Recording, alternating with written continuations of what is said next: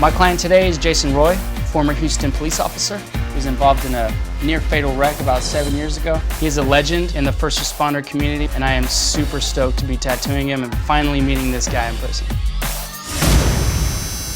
One of the defining moments in my career, or maybe even in my life, was I had a meeting at the police union, and one of the older officers, he said, "Jason, let me ask you a question." He says, "Do you really want to go back to the streets? Look at all the things that you've been through." He said, "Don't you think God's trying to tell you something?" And when he said that, I made the decision to retire. I walked away from it, not knowing how I was going to provide for my son, not knowing how I was going to provide for myself. I walked away with nothing. And that's the scariest part about it. It took a lot of courage. What were your plans and goals prior? But what I wanted to do was I always had a dream of being a federal agent, and I was getting my master's in criminology. I got hurt the morning of my final exams. Like your last exam? Yeah, my last final exam up until graduation. So I got hurt, and it took me 4 years to get back to school. But I did it. It was hard. It was a struggle. Physically and mentally? Huh? Physically, mentally, but I locked it down, man, and I focused.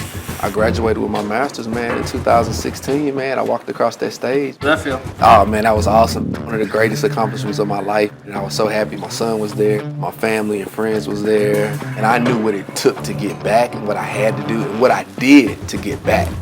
That attitude helped me overcome really what I was faced with over my paralysis. Hey, if I started off walking in this world, I'm gonna finish walking too, right? And, you know, it seems like you've enjoyed the journey and not just the finish line. My years as a police officer, man, you know, I enjoyed it, and it was very, very rewarding, you know, being able to help those that couldn't help themselves. Because you just don't know, man, what that'll do to somebody's spirit, man, you know, what that'll do for somebody. It's just like a domino effect, man. Let me touch you, let me inspire you. You go touch the next person, you inspire them, and we just try to live our best life possible. And, you know, that's what I want to do. All right, sir.